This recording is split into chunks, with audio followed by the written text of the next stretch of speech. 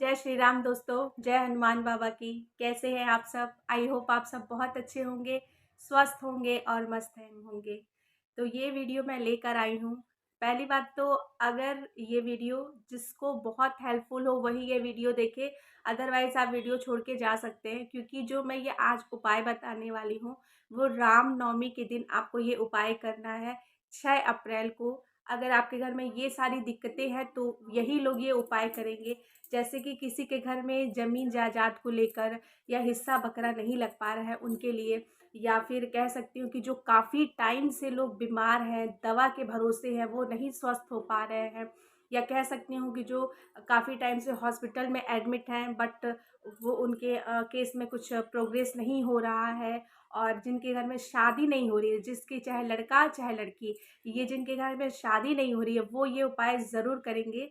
और ये घर में जिनके घर में काफ़ी कलेश होता है, हमेशा घर में लड़ाई झगड़े होते रहते हैं, वो भी लोग ये उपाय करें। अगर आपको ये उपाय सुनना है तो अच्छे से मेरी वीडियो को फुल वॉच कीजिएगा, क्योंकि बीच-बीच में मैं बहुत इम्पोर्टेंट बात बताती हूँ, जो कि आप स्किप कर देते हैं। फिर कमेंट सेक्शन में आप आके पूछते हैं कि दीदी ऐसे नहीं, ये चीज़ ऐसे होगा। तो प्लीज़ मैं हाथ जोड़ के रिक्वेस्ट करती हूँ कि आप वीडियो को फुल वॉच करके देखा कीजिए, ताकि मैं जो भी इम्पोर्टेंट बातें बताऊँ वो आप अच्छे से ध्यान से सुनें।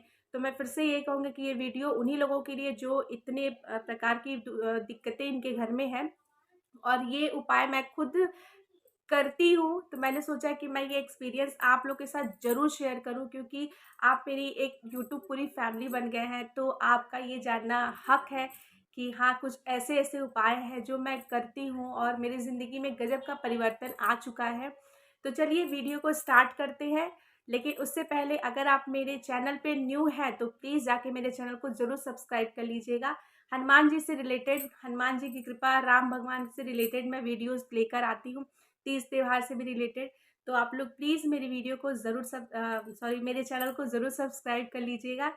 तो चलिए वीडियो को हम स्टार्ट करते हैं और जानते हैं ऐसा कौन-सा उपाय है जो इतनी सारी परेशानियों को एक पल में ही छूमंतर कर देता है।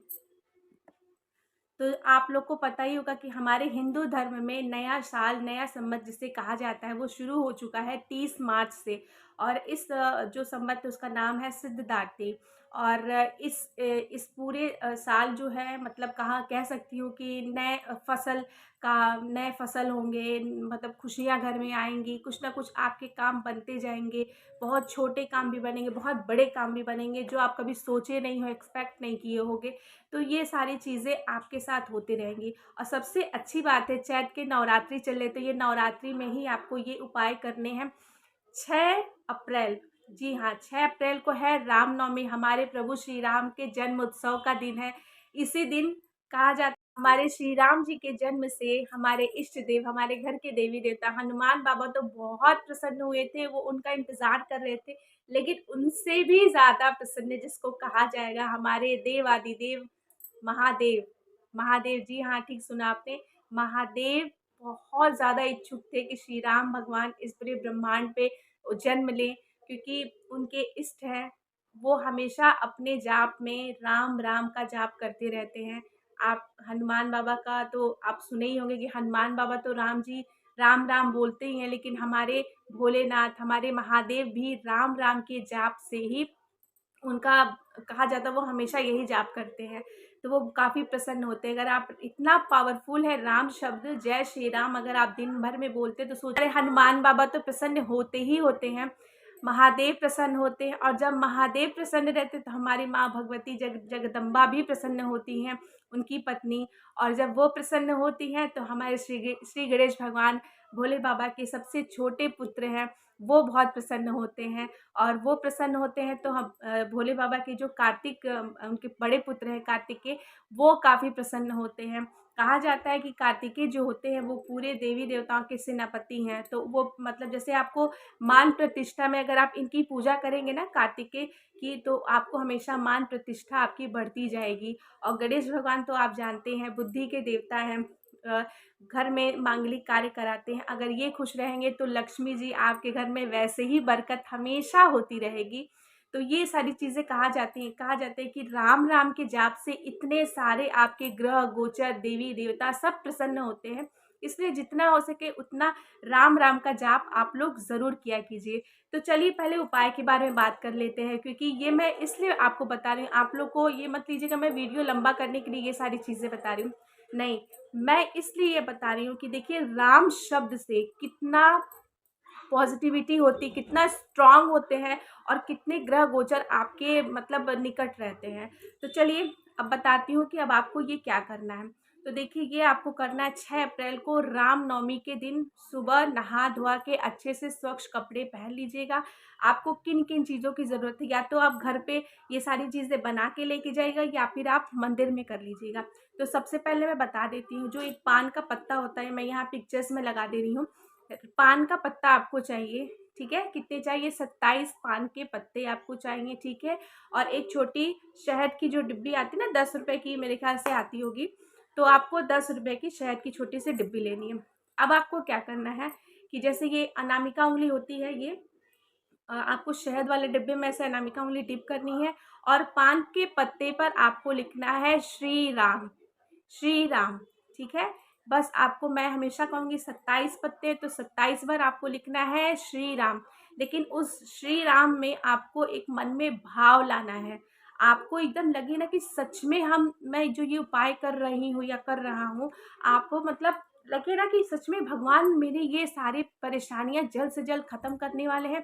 आपकी जो भी मनोकामना है, जिस भी स्थिति में आप परेशानी आपके घर में है, वो मन में भाव करते हुए आप इस पे लिखते जाइए श्री राम, श्री राम, श्री राम, ठीक है। अब आपको क्या करना है, जो मौली आते हैं ना, मैं यहाँ पिक्चर्स में लगा दे रही हूँ मौली, उस मौली से आपको 27 पान के पत्ते को अच्छे से बांधना है, यानी कि आपको एक पूरी माला तैयार करनी है पान के पत्ते की, ठीक है। समझ गए आप? अब उसके बाद क्या करना है, मंदिर में जाना है, भोले बाबा के सामने सबसे सबसे पहले 1 लोटा जल ले लीजिएगा, 1 लोटा जल चढ़ाइएगा और जो आपने पान के पत्ते पे श्री राम लिखा है ना, वो भोले बाबा के शिवलिंग पर ऐसे चढ़ा दीजिएगा, ठीक है। और भोले बाबा के सामने ऐसे हाथ जोड़कर उनसे विनती करिएगा, हे भोले बाबा, मेरी ये परेशानी है, जल्द से जल्द ये परेशानी ख़त्म कर दीजिए, या जो भी दिक्कतें परेशानी हैं, जो अच्छे इंटेंशन के साथ आपको करनी है, वो सारी चीज़ें भोले बाबा से कहिए। और सबसे पहले भोले बाबा को वहाँ पे बैठकर सबसे पहले उनको बधाई दीजिए श्री राम भगवान के जन्म उत्सव का, कि भोले बाबा आपको भगवान श्री राम के जन्म उत्सव की ढेरों सारी शुभकामनाएं, इतना बोलिए। और बैठ के वहाँ पे आप सुंदर कांड का पाठ भी कर सकते हैं, लेकिन मैं यही कहूँगी कि आप सबसे पहले श्री राम स्तोत्र का पाठ ज़रूर करिएगा, उसके बाद 3 बार हनुमान चालीसा का पाठ करिएगा, वहीं भोले बाबा के मंदिर में बैठकर, ठीक है। आपको श्री राम स्तोत्र का पाठ करना है और 3 बार हनुमान चालीसा का पाठ करना है। अब जहाँ भोले बाबा का मंदिर है, वहाँ पे हनुमान जी की मंदिर तो होगी ही होगी, तो आपको पहले से ही ना एक मीठा पान आपको लेना है, मार्केट में पहले आप ले लीजिएगा मीठा पान, फिर आप मंदिर जाइएगा, ठीक है। तो आपको क्या करना है, एक येलो सिंदूर में चमेली का तेल मिला के आप, अगर भाई लोग हैं तो आप जाके हनुमान बाबा को टिक सकते हैं, लेकिन कहा जाता है कि मंदिर में जो हनुमान बाबा की जो भी मूर्ति रहती है उसमें इतना तेज रहता है, प्रकाश रहता है कि हम शायद वो बॉडी को सह ना पाए। अब आपको लगेगा कि नहीं हम लोग तो जाते हैं, लेकिन आप नहीं समझ सकते, वो जिस गर्भगृह में भगवान रहते हैं ना, उनको छुआ नहीं जाता है, क्योंकि कहीं न कहीं हम मन से भी शुद्ध नहीं होते हैं, तन से भी शुद्ध नहीं होते हैं। तो कोशिश किया जाए कि आप पंडित पुजारी बाबा को दे दीजिए, पुजारी बाबा वो टीक देंगे और वहाँ पे बैठकर आप वो जो मीठा पान है वो पुजारी बाबा को दे के चढ़वा दीजिए। उसके बाद बैठ के वहाँ पर भी आप श्री राम स्तोत्र का पाठ कर सकते हैं और हनुमान चालीसा का पाठ कर सकते हैं। ये करते हुए हनुमान बाबा को भी श्री राम भगवान के जन्म उत्सव की ढेरों शुभकामनाएँ दीजिएगा, बाबा मेरी ये परेशानी है जल्द से जल्द दूर कर दीजिए। ये जान लीजिए ये साल में 1 बार पड़ेगा, चैत्र की नवमी को आपको ये सारी चीज़ें करनी है। लेकिन ये जान लीजिए ये महा उपाय है, जिसको महा उपाय कहा, तो ये उपाय आप कर सकते हैं। लेकिन अगर मान लीजिए आपको ये जो मेरी ये वीडियो है ये 6 अप्रैल के बाद मिलेगा, तो आप क्या करेंगे? क्योंकि ये तो आपको अगर उस दिन करेंगे तो बहुत अच्छा है, श्री राम नवमी वाले दिन ही अगर आप ये उपाय करेंगे तो मतलब आपको 100% इसका फल मिलना ही मिलना है। लेकिन अगर ये वीडियो आपको थोड़ी लेट में मिलती है, 2-4 दिन ज़्यादा, तो 12 अप्रैल को भी जो चैत की पूर्णिमा है, जिस दिन हनुमान बाबा के जन्म उत्सव का दिन है, उस दिन भी आप ये उपाय कर सकते हैं। सेम प्रोसेस यही रहेगा। श्री राम भगवान पे आपको जय श्री राम लिख कर आपको पान के पत्ते पर भोले बाबा को चढ़ाना है, जल चढ़ाना है, श्री राम स्तोत्र का पाठ करना है, हनुमान चालीसा का पाठ करना है। तो आप क्या कहते हैं, हनुमान जी के मंदिर में भी जाके सेम सारी चीज़ें, ये कुछ आपको अलग से नहीं करनी है। लेकिन ये जो उपाय है ना, वो इतना प्रभावशाली उपाय है कि मुझे लगता है कि ये एक बार आप करके देखिए, मेरे विश्वास पे कीजिए, क्योंकि आप मेरा ये यूट्यूब फैमिली आप मेरी बन गई है। मैं कोई भी यहाँ पे झूठा वादा नहीं करूँगी, लेकिन मैं जो भी कहूँगी, मैं यही कहूँगी कि आप तन, मन, धन से स्वच्छ रहिए, अच्छे से रहिए। और जब ये उपाय करिए ना, तो पूरा इंटेंशन आपको भगवान के सामने ही रखना है, कुछ भी फालतू बात दिमाग में मत रखिएगा। बस अपना एक ना, जो आपकी परेशानी है ना, वो बाबा से एक बार रिक्वेस्ट कीजिएगा, बाबा आपकी परेशानी जल्द से जल्द ठीक कर देंगे। तो ये छोटा-सा उपाय आप ज़रूर करिएगा। और अगर आपको फ़ायदा मिलेगा तो मेरी वीडियो के नीचे कमेंट सेक्शन में ज़रूर अपना जो भी एक्सपीरियंस होगा वो शेयर ज़रूर करिएगा। तो कोशिश करती हूँ कि मैं अच्छे से अच्छे एक्सपीरियंस के साथ आपके सामने वीडियो लेकर आऊँ। तो चलिए, अगर वीडियो आपको पसंद आई हो तो प्लीज़ जाके चैनल को ज़रूर सब्सक्राइब कर लीजिएगा, बेल आइकन को भी प्रेस करना ना भूलिएगा, ताकि वीडियो की नोटिफिकेशन आपको टाइम पर मिलती रहे। तो चलिए, मिलती हूँ नेक्स्ट वीडियो में। तब तक अपना बहुत सारा ख्याल रखिएगा, स्वस्थ रहिएगा, मस्त रहिएगा, अपनी ज़िंदगी में व्यस्त रहिएगा। जय श्री राम, जय हनुमान बाबा की।